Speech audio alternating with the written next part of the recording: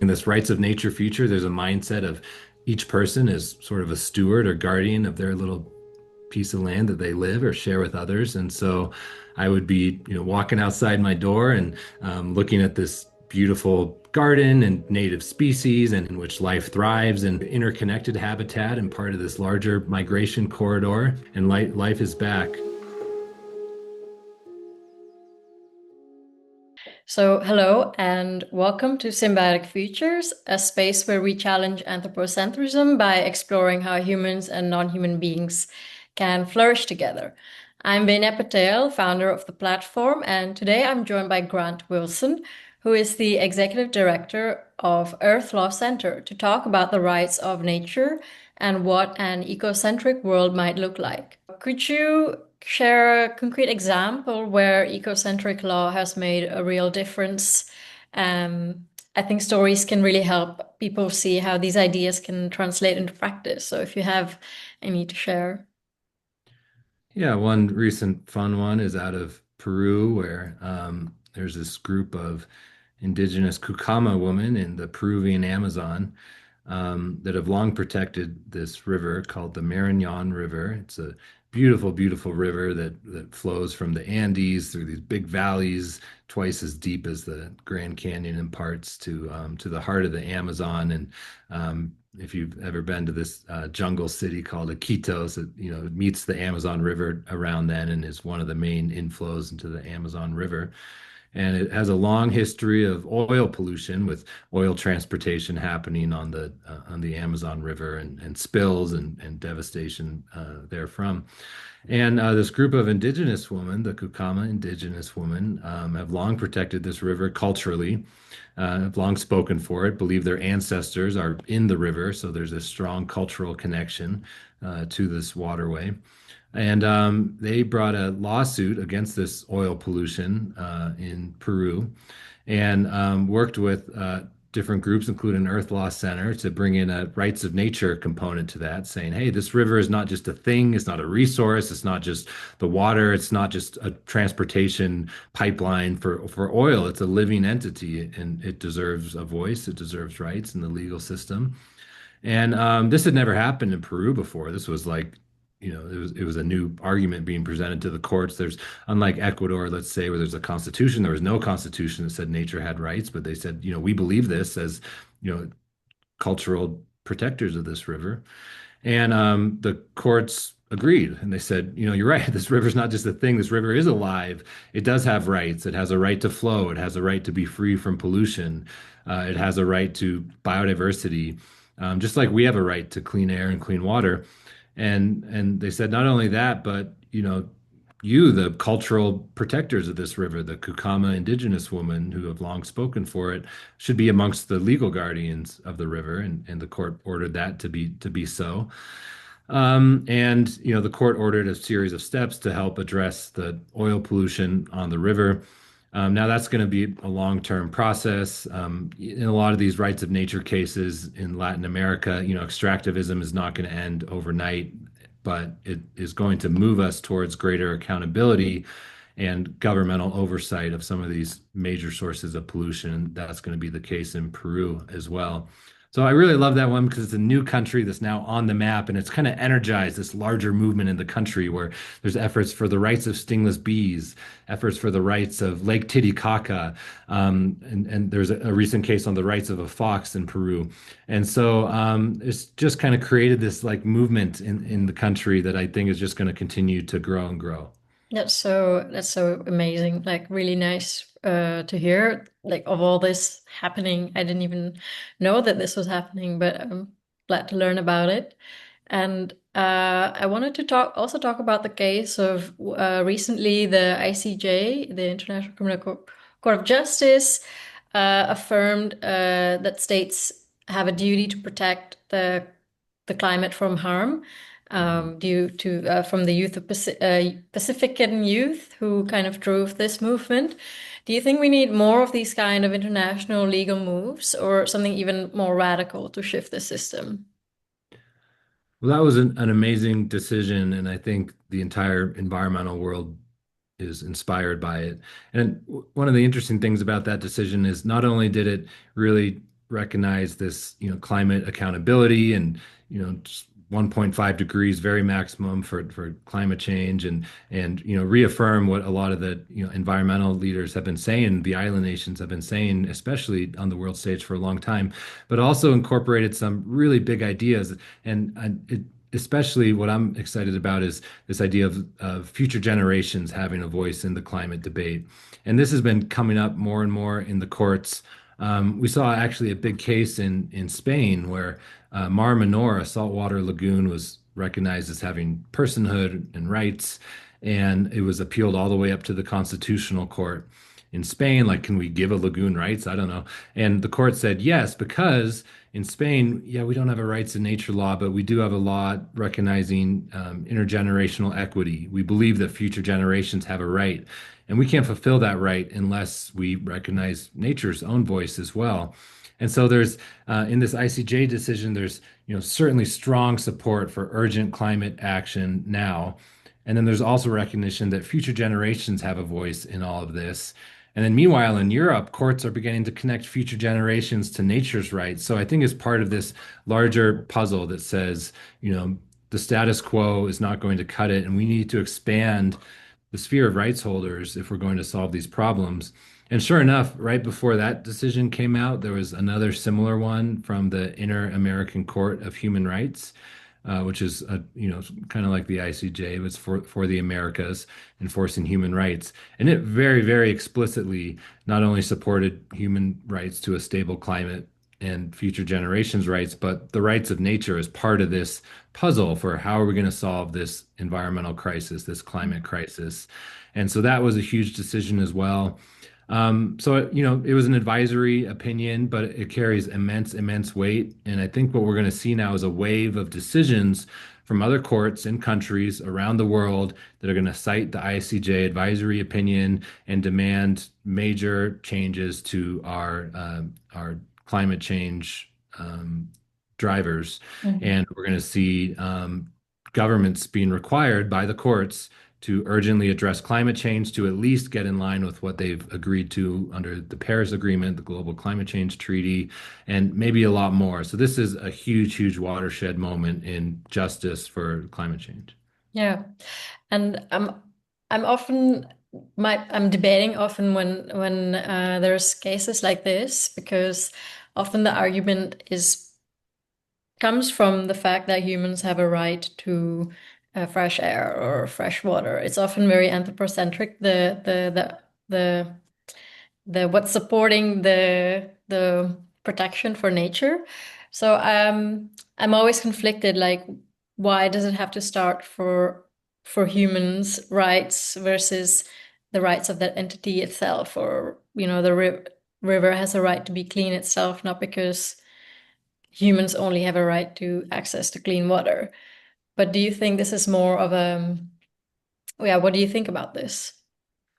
I mean, I agree with you philosophically, and that's kind of what I'm totally committed to, is shattering that idea that everything we do is just for humans and bringing a bunch more stakeholders and voices into the conversation. So I agree with you philosophically. That being said, I also understand we have to start from where we're at. Mm-hmm. And, if you look at the United Nations, the UN Charter does not mention nature a single time in the UN Charter. Shouldn't the global body that dictates the state of the world have some mention of the environment or nature in it? But it doesn't, because, it arose from World War II and bringing countries together in this new era of peace. And there has, from that, been a series of environmental treaties and programs and the United Nations Environment Program and so forth that's towards this goal of world peace and harmony and now sustainable development. But that's not from where it arose, and all the legal systems of the world by and large don't recognize nature as having any sort of formal voice. It's treated as property or the other or a thing. And so I think, at least in my perspective, if we can find hooks towards extending the legal system to beyond nature and continue to do so, we are making progress. And those hooks, those connections are getting stronger and stronger. And they started in just a few places around the world, like Ecuador and some little US communities. And now they're expanding precipitously in every continent of the world. And now they're showing up in international court judgments, including the Inter-American Court of Human Rights, and they're being discussed regularly by the United Nations at this point. And so I agree with you, and also I'm inspired by the progress towards that vision, and think at this point it's an inevitability. Yeah, that makes total sense. Um, I just wanted to pause for a bit because we have around 8 minutes left, and I have two questions. One is like a really short one. So I'm wondering, could we maybe use the same link to rejoin so that we can just not be super Oh yeah, stressed for time, sure. and we can. So to look ahead again, into the future, what do you imagine a world would truly recognize the rights of nature might feel like in daily life, and what might change in the way that we live? Once, let's say, all this progress that we're doing now, and we've kind of achieved that, or to a larger extent have achieved that, what do you think daily life would look like? Oh, such a great question. Well, when I try to imagine that, which is important to do, I think of my own home as the first place I would think of how it operationalizes in my daily life. And, the first thing I think of is my stewardship of the little area that I live. And I think currently, there's an understanding that people can do what they want with the place that they live within some limits.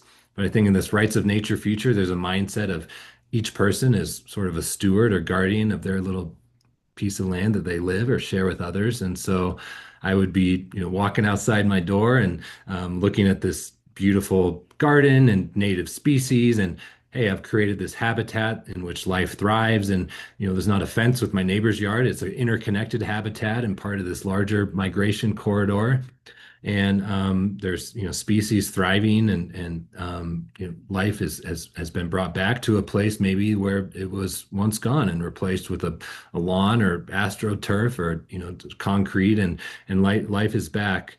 And I think that all this has happened not because someone required me to do so, but because it is something that is purposeful in my life and something that's culturally expected of people.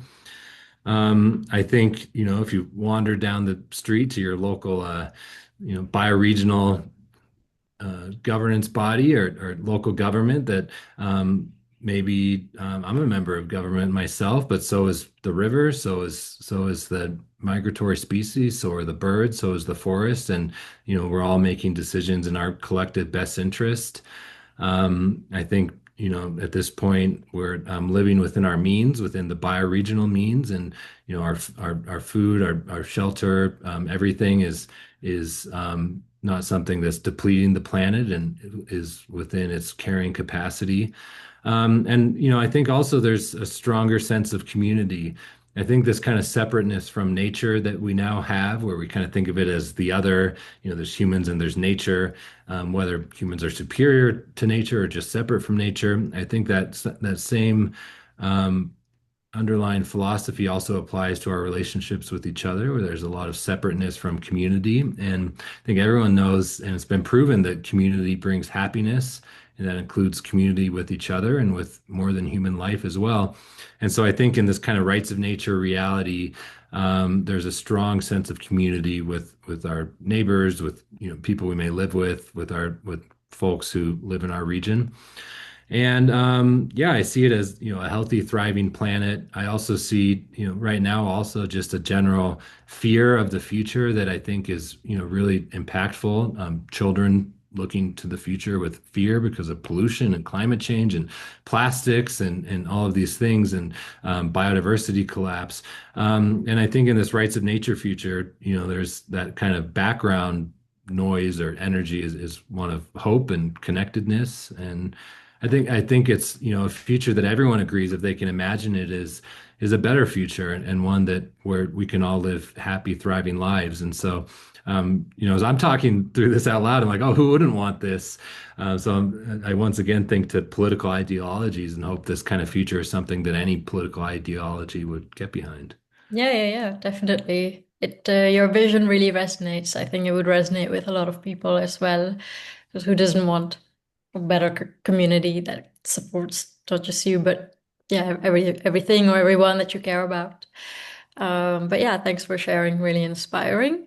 And finally, for a short answer, if you could erase one human law tomorrow to make space for the rights of nature, which would it be?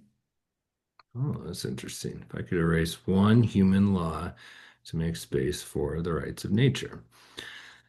Um, I'm really interested in corporate law. And there has been a lot of innovation in the corporate law space. There's this traditional idea, if you've seen the movie The Corporation, that, corporations are psychopaths. If you look at, if they were a human or if they were a person, as the law says, they would kind of be a psychopath because they would be extracting at the expense of all life relentlessly like a Terminator. But that doesn't have to be how corporations work. And there's all these other corporate models out there. There's things like public benefit corporations where like protecting the environment and society can be built into the DNA of a corporation. There's ideas of nature as a board member on corporate boards. Earth Law Center worked with Lawyers for Nature to create a nature seat on a board in this group, Faith in Nature, and a lot of other companies are working on that now as well. So the idea of nature can be a shareholder of a company. There's all these new models emerging, and so if I was to change one thing, I would probably change laws that create corporate structures whereby they are required to maximize profit at the expense of all other considerations. I would just get rid of that. And I would say all corporations have to consider the environment, they have to consider society at large in their activities. And I actually think that the companies that are going to be most successful in the future are those that create models that are in harmony with nature. I think those companies are going to thrive in, the 2040s and the 2050s as society demands that companies become part of a regenerative future. And so I think I'd be doing companies a favor by eliminating that part of corporate statutes and saying, all right, all you companies that have this kind of profit maximization, quarterly profit maximization mindset, you're now entering into a new camp in which you have to consider the long-term health of the planet in your operations. And I think companies will adapt and do great in that setting and can be part of a regenerative future. And by eliminating this law and just nudging them into one of these other corporate structures, I'd be doing them and the planet a great favor. So maybe that's what I would do. Cool. Thank you. Sure. Um, I wanted to ask, so that's it for my questions, but I wanted to ask you, is there anything that you feel like you would still like to share, apart from the questions or topics that I've touched on? Like I'm really interested in education in this space, so I should let people know there's a lot of opportunities to become involved and educate yourself in these different movements. There's a variety of online classes involving, the economics, the ethics, of course, the law side of ecocentrism, and Earth Law Center teaches a summer course on Earth law that I highly recommend. If you're in school, I would go talk to your administrator or curriculum department and ask them to start teaching these sorts of topics. I think we're in an era of innovation where people kind of understand that we need new systems, legal systems and economic systems and so forth. And there's an appetite for what these solutions can be. And so I think, becoming educated and also creating educational programs for all future leaders is really important right now. And that we'll find there's a lot of interest in people's careers professionally in exploring some of these solutions. So I guess by watching this video, this is an educational experience in and of itself. But yeah, I encourage people to get involved. And, the other thing I think is important is that I really believe anyone in any space has a role to play in this movement. In our summer course that we taught, we looked at each area of the law, and without exception, there's an opportunity to explore ecocentrism. So, corporate law, oh, nature having board seats. Criminal law, oh, a movement to criminalize ecocide, the widespread destruction of ecosystems. Family law, oh, what if nature is considered to be a relative of some indigenous peoples? Can use family law to protect that relative, which might be a river or salmon, let's say. Even like more obscure areas of the law, I ask people to challenge me on um, things like law of the sea. Of course, there's this idea that the ocean has a voice and rights in and of itself. So anyone who's involved in any area of law or any field at all, there's a place for you. So I encourage people to be innovative, to be curious, and to get involved in this movement. Thanks so much for sharing that call and also sharing your story and thoughts on the rights of nature and what an ecocentric world might look like. And I wish you all the best on your journey, or should I say our journey?